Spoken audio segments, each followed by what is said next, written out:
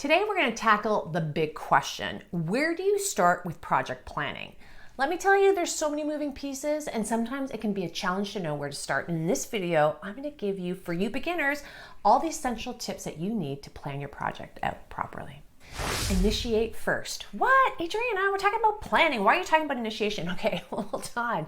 Because I'm trying to teach you the fundamentals and the framework of project management. And everyone makes a misconception of just jumping into planning. But what they don't realize, if you're going to learn how to do project management properly, prior to planning is initiation. And I'm just going to give you a quick little snippet of what initiation is before you jump into the planning. Because yes, this is a project plan video. But initiation is when you get your marching orders and then you're validating everything with senior management who gave you these marching orders and or other senior executives who are potentially going to be on your steering committee to confirm what exactly are we doing, why are we doing it, what are the ins and outs, what are your expectations around things, because you need to get that information to make sure that you can start planning. Because the last thing you want to do is have very high level stuff.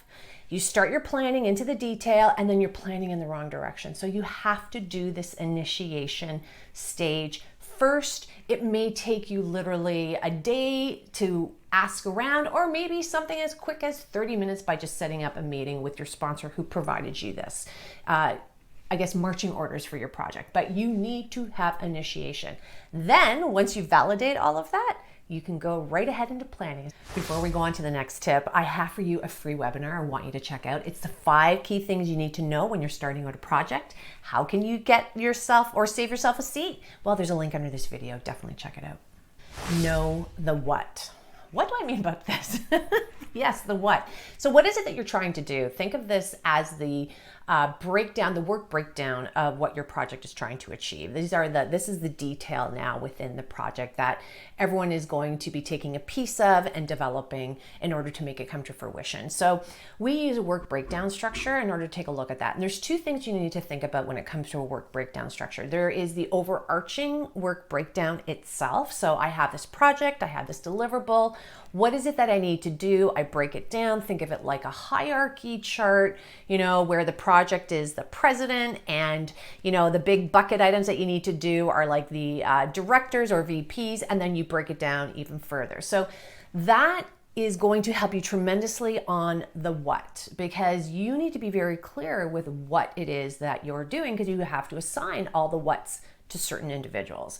So that's something from a planning perspective that is your next piece of the puzzle that you need to develop and get a baseline for before you start talking to your team members.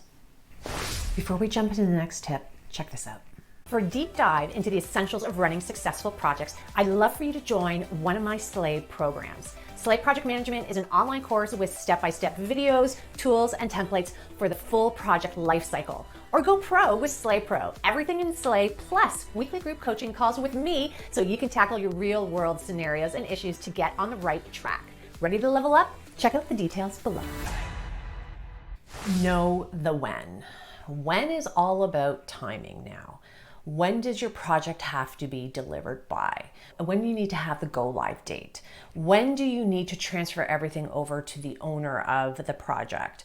What are the high-level milestones associated with it, which is going to let everybody know the timing of all those big bucket items from the WBS that you were doing? So this becomes really important. You need to break all that down. The biggest tip I can give you, because so many people do this incorrectly, is you don't start from the beginning, you actually start from the end. So know your end date. And this is why you're always validating it throughout the different stages of project management. Know when the end date is and work backwards. And I do my scheduling after I do the what and the why, which is, okay, why am I doing all this? What is it that I have to do? And then I look at the when, which is the time. Because I now have a potential date and I know now all the big bucket items I have to do for my WBS. I have more detail from my charter, and then I work it backwards. And interestingly enough, there are times that I did a perfect job and it all fits. And then there are other times I'm like, oh my goodness, based on everything we have to do, there is no way I'm going to be able to get that end date. And that was an end date that was originally given to me when I was talking to my sponsor in initiation stage. So this is why planning is so important, because now I have to negotiate whether or not I have to shift that end date, or if I have to shift something in my project so I can keep the end date. all of that fun stuff. So that scheduling is not just what is it that I have to do by when, it's actually really strategically looking at it all and ensuring that it all fits.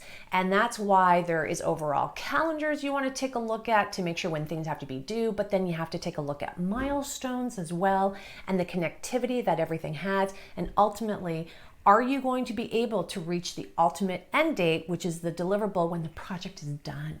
Not when you're finished with a requirement, but when the project is done, because all of those are layered and they all equate to each other, because if you have something that is delayed, it potentially is going to delay everything else as well, depending on dependency. So this is why understanding your timeline and understanding the when of your project becomes really important.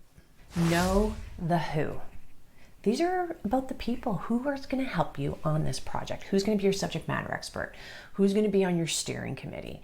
Who is your sponsor? Now, you will have some sort of idea about this because remember when I told you initiation stage, you would have talked to your sponsor, you'd have gotten some clues around there. But now as you're building your project plan, you're going to get a lot of clarity. You're going to validate who you originally thought, but there may be some more people that you're like, darn, I need to bring this person in because I didn't think about it. Now that I've broken down all the tasks, I'm really clear with the WBS and the charter and the timing, I actually may need more people to hit that timing, or I may need different people in order to do this activity that I didn't realize we had to do because I did the work breakdown structure. So this is what project managers do. We do all of this preparatory work in the planning stage so that we can have a real solid plan, so that when we execute, it's just about moving forward and making tweaks. So, this planning stage and understanding who do you need is going to be important, because you may have to negotiate that. And if you can't get the people that you need, then you may have to reevaluate what is it that we're actually doing. And it's so much easier to do it now in this stage. Know the how. Okay, finally, we are now at the last part of your project planning. All right, you already know about initiation, your charter, your WBS, the timeline, the people. Now, how are you going to do all of this? So there's lots of things that you have to think about. What methodology are you going to use? Are you going to use a waterfall, an agile? How are you going to execute it all? All of that items that is going to make your project really easy. I know my coaching students are they're so grateful that they've taken Slate Project Management, because I actually break down the how for them and they just follow that formula. So that how becomes critical because it makes your job easy. Yes, you do all the planning, but how you go about doing it, and if you understand all the stages and all the relative templates and techniques, it's just going to make your life so much easier. So having not just the plan, but how you're going to be executing on that plan and monitoring it and course correcting it becomes just as critical. Don't forget to save your seat for my free training that's going to give you the 5 things you need to do when you're starting a project. Definitely check it out. Link is under the video. Watch this next video on how to write a project plan. Thank you so much for watching. If you enjoyed the content, please give it a thumbs up. Think about joining this amazing community. And on that note, happy planning.